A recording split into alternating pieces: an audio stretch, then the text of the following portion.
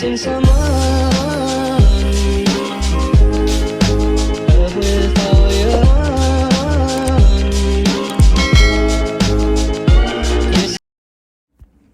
Hello, welcome back. It's Angelina Manukian, and we're going to continue on with The Fault in Our Stars, chapters 6 to 10. So if you're new here, I just want to tell you that this is my channel. This is for a school assignment. If you're watching this, we go 5 chapters daily, and this is a 5-video series, and in each video, I summarize what's happening in 5 chapters, and I give my side of the story, and I give my commentary on it at the end. For the first 5 to 6 minutes, I'll read the book and I'll summarize it, and then at the end, I'll give my commentary. So when Hazel goes to tell her mom about what Augustus says about taking her to Amsterdam to meet the author, her mom turns down the offer instantly. The mom says it's too much, just don't go, it won't work out. But she slowly starts to change her mind and tells her that she can talk to her doctor, Dr. Maria, about it and see what she says. Dr. Maria says that Hazel can't go without someone who knows her case well, meaning Hazel's mom would have to go and leave her father at home. And she just doesn't think that's going to work out because she has to also talk to Gus's parents and plan things out. Hazel, just coming back from a picnic date with Augustus, she gets tired and she slowly goes to sleep, drifting away, thinking about him and how the picnic was magical. And she likes to call it romantic, but not romantic. You can find that on page 93. She realized how she didn't want to kiss him then, but she would have to if they went on a trip abroad, which he funded. She felt like she had to kiss him then. She calls her friend Caitlin to discuss the situation, and while her and her friend are talking, Hazel slowly realizes that the reason she's pulling away is because she doesn't want to hurt him. She doesn't want to let him down or, She thinks about that because Augustus explained his previous relationship with his girlfriend Caroline and how much he got affected by that breakup, and she doesn't feel like she can keep his expectations of love that high. She feels like she's pressured, so she doesn't want to do it. Then later on, you'll find Hazel looking on Caroline's Facebook page, comparing their looks and scrolling past posts from her friends. During that, she gets called for dinner, and she still realizes that the headache is still there and her shoulder hurts. She then persuades herself, saying that the only reason her head hurts and her shoulder hurts is because she was thinking about a girl who died of brain cancer. Then when she goes down, her parents notice that she is being quiet at dinner, first thinking it's sweet, she doesn't want to interrupt, but then scolding her for being teenagery. You can find that on page 99. And this was a breaking point for Hazel. She went off at them, leaving any built-up emotion that she had been building on them. She then says that it's a waste of time to go on dates with anyone when she is a grenade ready to blow up and hurt all of the people around her. Then Hazel sits down and realizes that, and hopes, not even realizes, that when she dies, that people will have more things to say and think that she did than just have cancer. You can find that on page 100. Hazel realizes she just wants to get this over with and texts Augustus that she can't kiss him or anything on page 101. Luckily, he responds in an understanding and even flirty manner, but she shuts this behavior down by ending the conversation with "sorry" on page 102.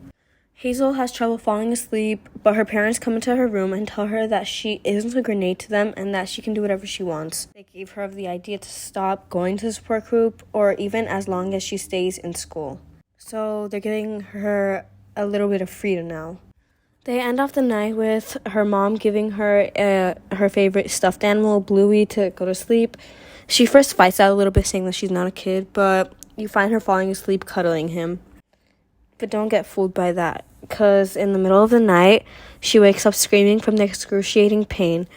Her parents wake up, get everything, and drive her to the hospital. She says that though people always talk about the courage of cancer patients, she would have been happy to die at that time.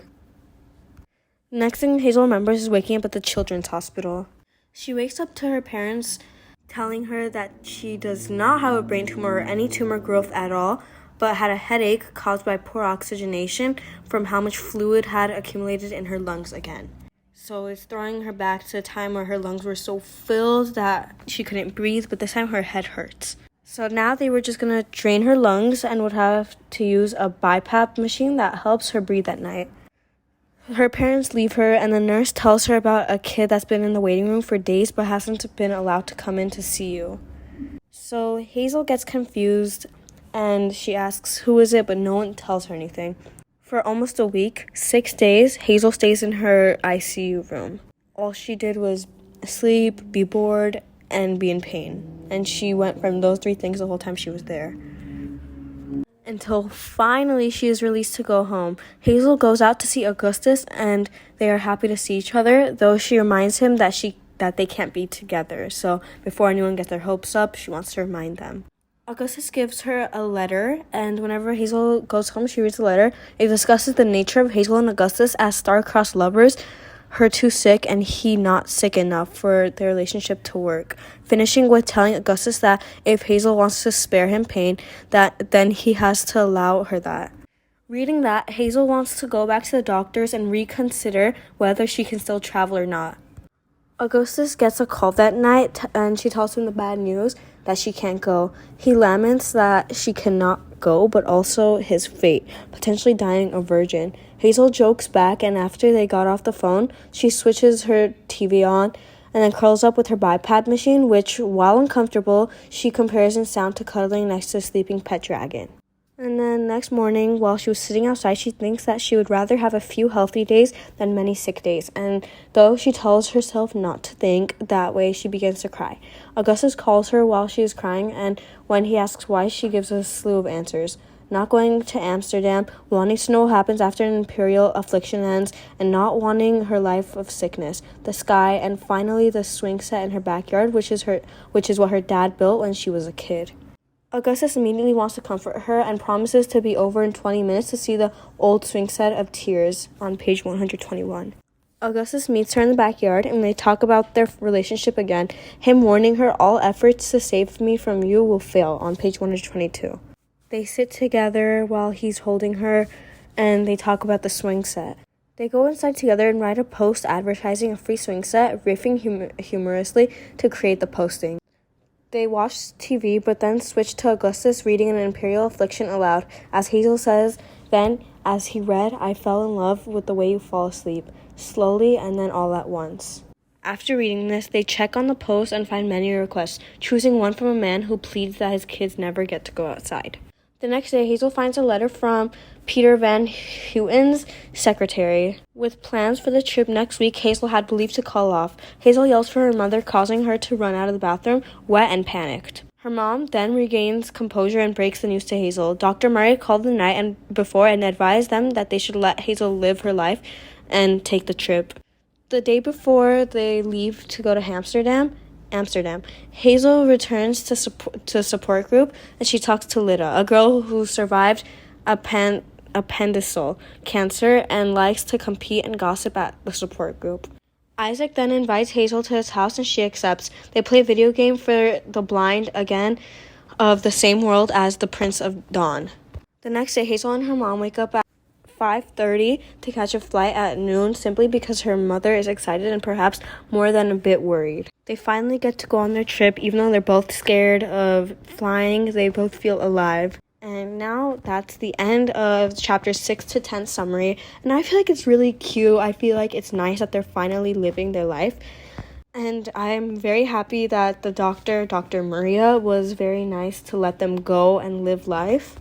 And her mom was just on board and said, you know what, do it, you got this, I'll take you as soon as possible.